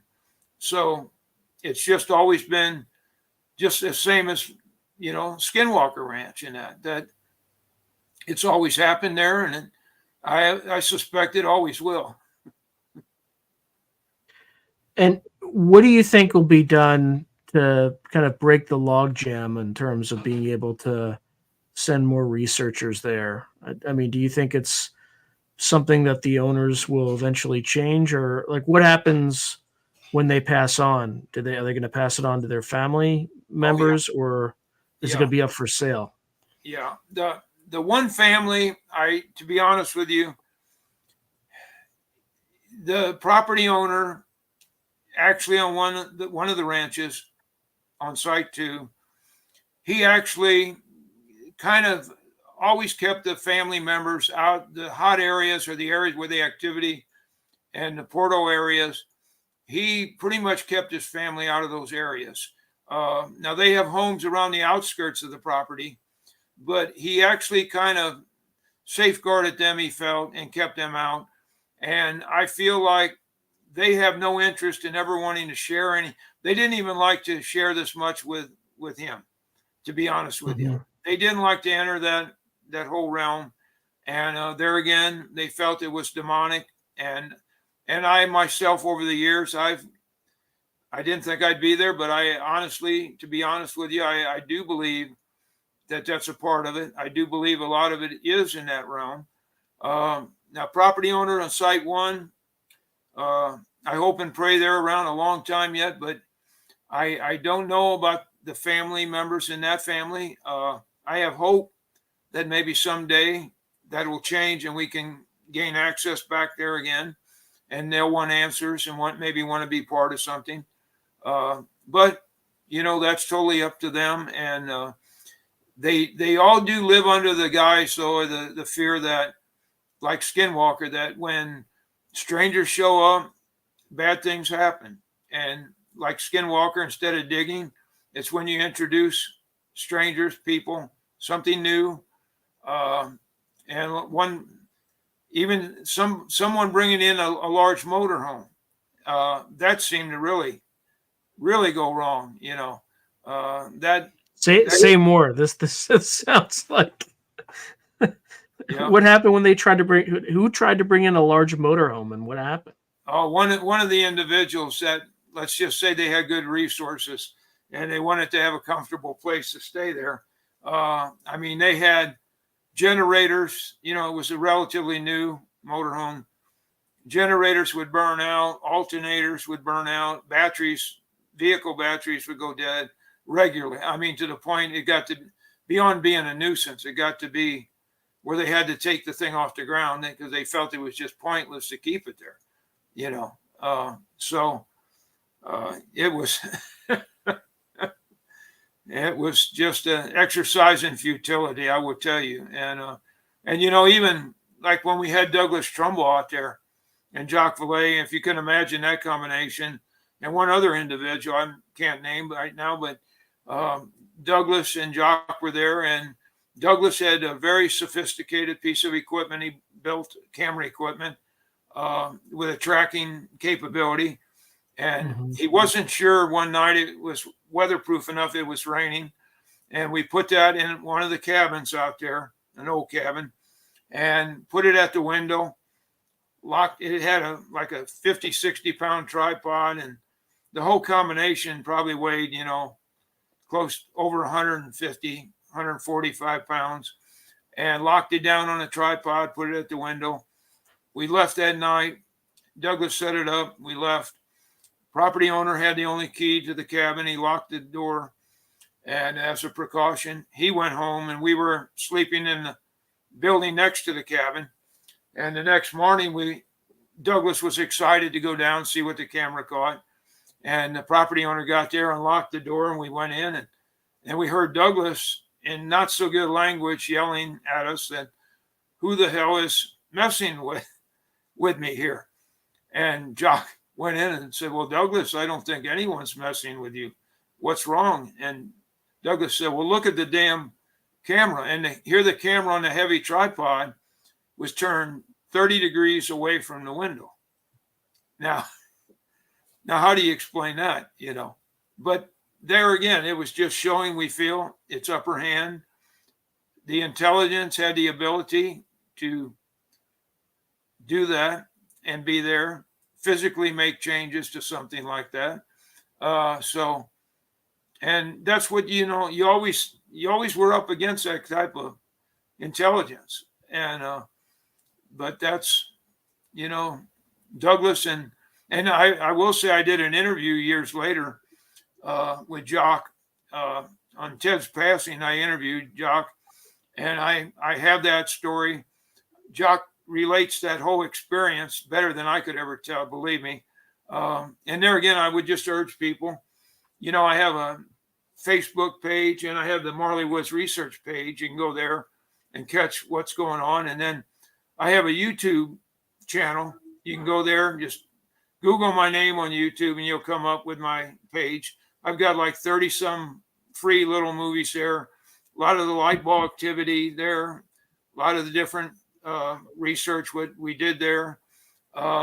Ted's history, beginnings of Ted Phillips with ufology.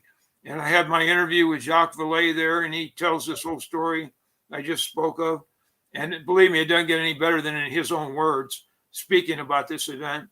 But you can see with light ball activity, the portal, some activity, and some of what we dealt with out there. So I just urge people to go there, and you can watch. They're all free, and watch. There's a little bit of my history there, my dive team, diving history, and Debbie Ziegelmeyer, our MUFON dive team. And I urge people, if anything really happens, breaks that we're going to be part of anything or anything we're going to do, I post it on there. I'll make a little movie there and post what's going on. So you can follow me there in Marley Woods and the Moonshot Project, what we're involved in and what's going to happen with that. So we have about 10 minutes left. So in the last 10 minutes, we cover, anything else that we may have missed. I just have a random question for you. Did you ever bring like a priest, like a Catholic priest, to have them bless the sites? It's interesting you say that. We had in Missouri MUFON, we had a Reverend John Schroeder. He was kind of like the MUFON field chaplain. And he had been out there one time, and I learned so much from this man.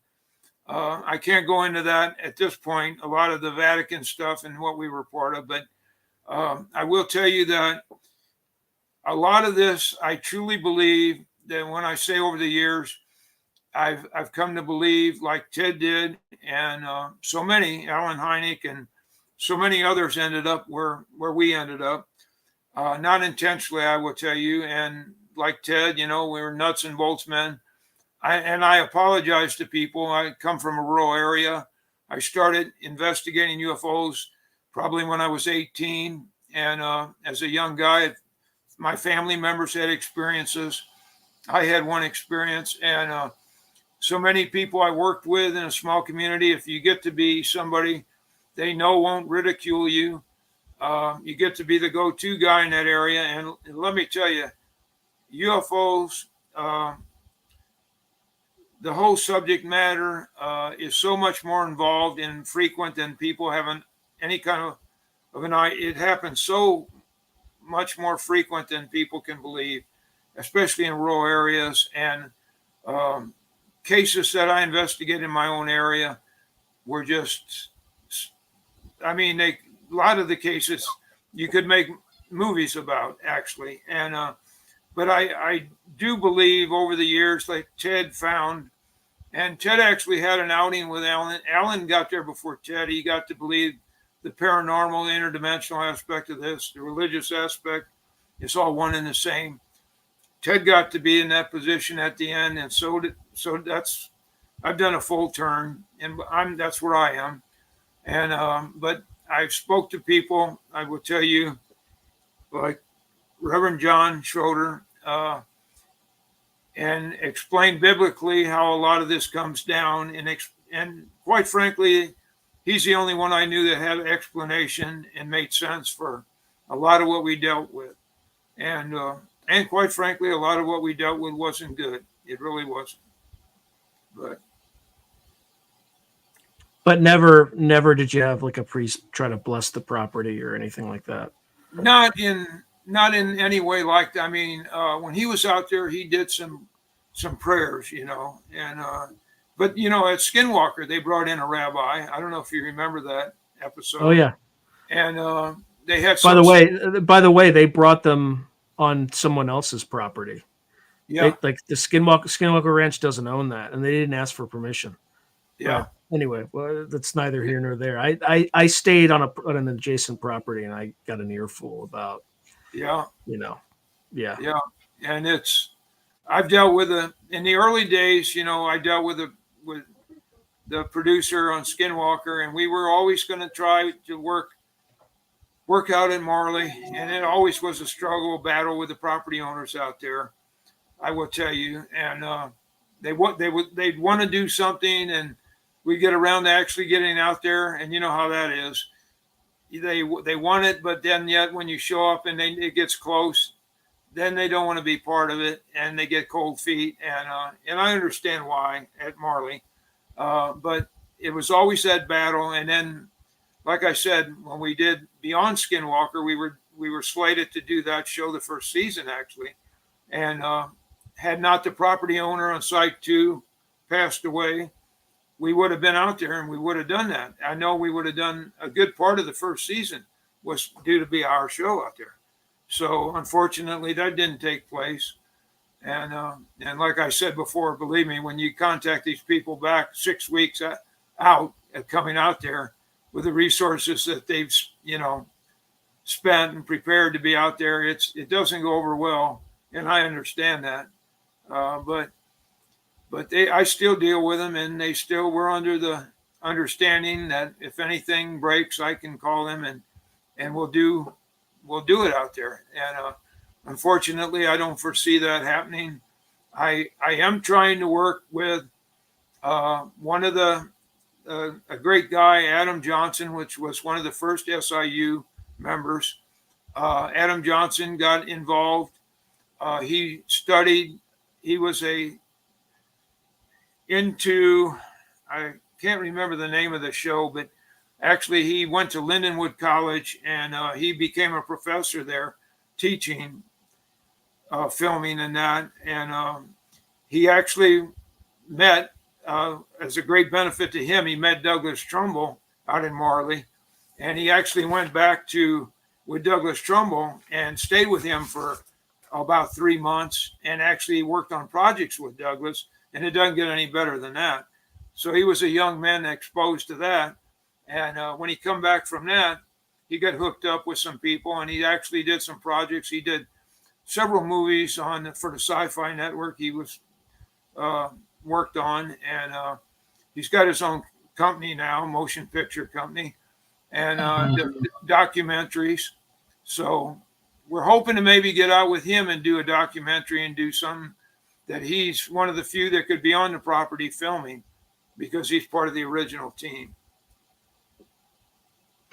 Now, you mentioned or alluded to what you believe is the barriers or the veil between dimensions, realities, whatever, is becoming more permeable. What did you mean by that?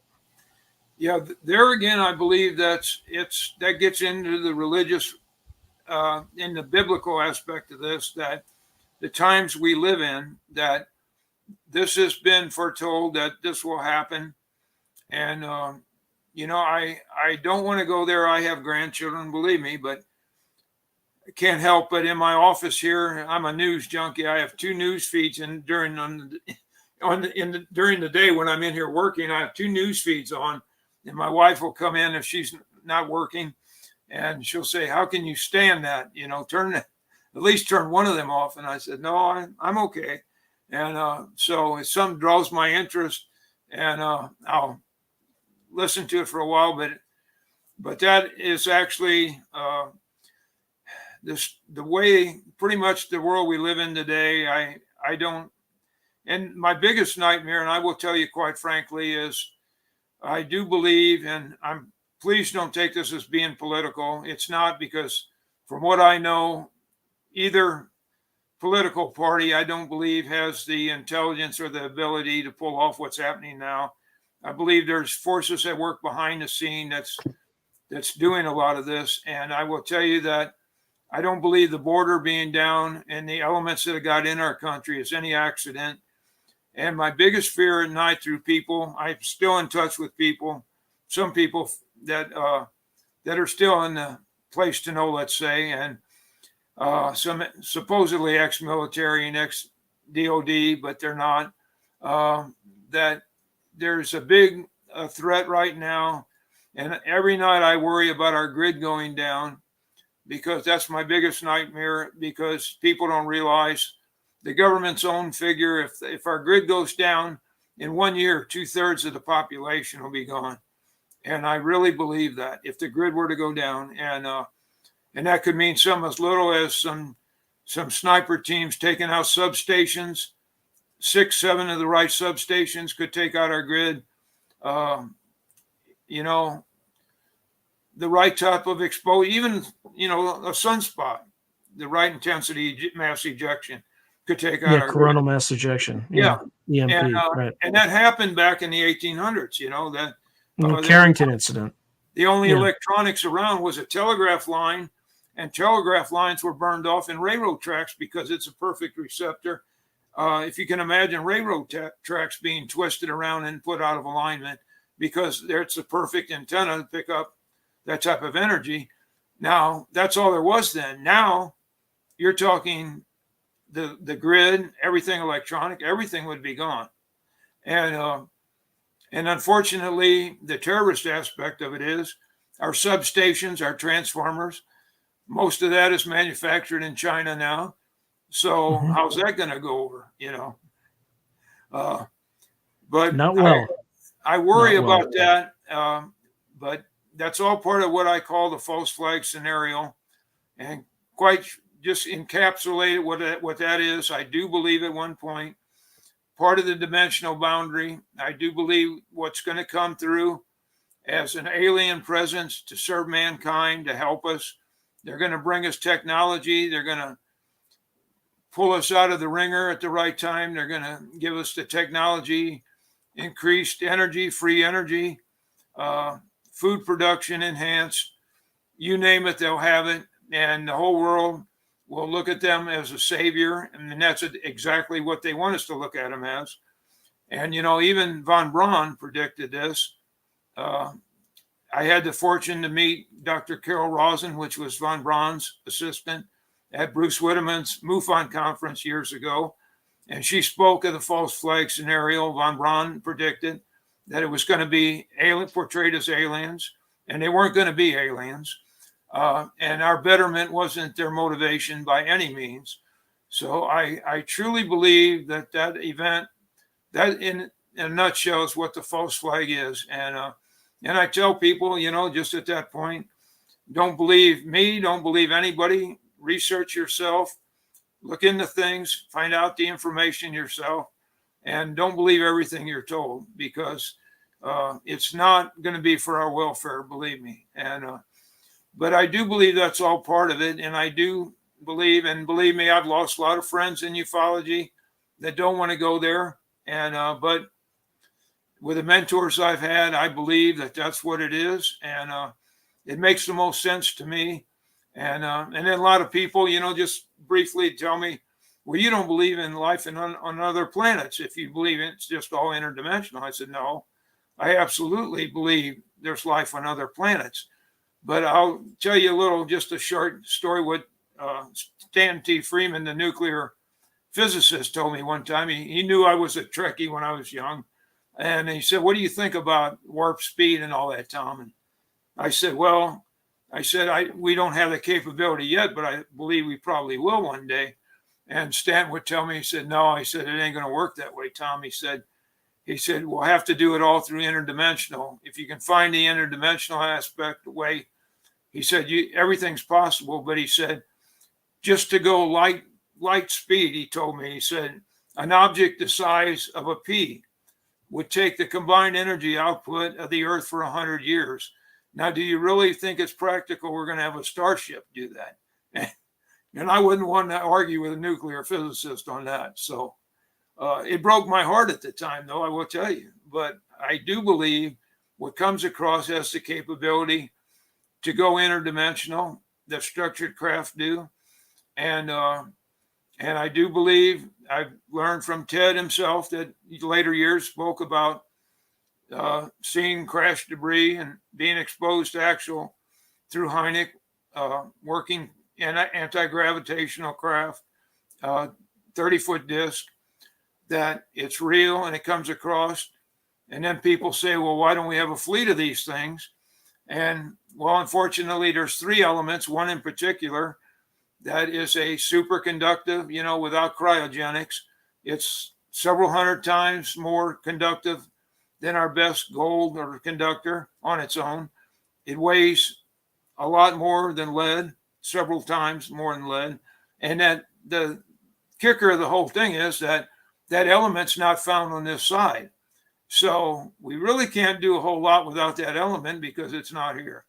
And there's been attempts to recreate that through cryogenics, and they've had some success, but it's just not. Who told you about this element?